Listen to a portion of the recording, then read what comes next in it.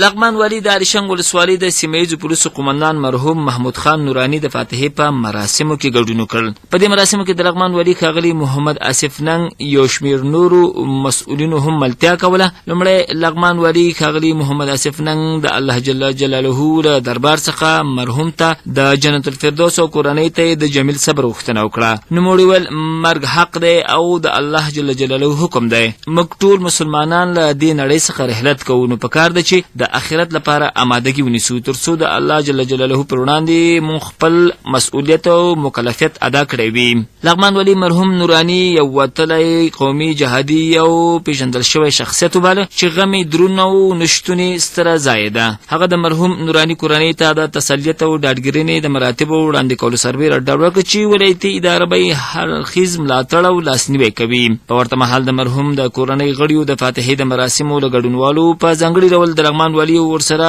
مل پلاوي څخه مننه وکړه چې ځان یې د دوی په غم کې شریک وګڼلو او د فاتحې په مراسمو کې ورسره ګډون وکړل. هغوی زیاته کړه مرګ حق دی او د ټولو مسلمانانو دا لاره ده. موږ د الله جل جلاله د حکم ته لبیک وایو.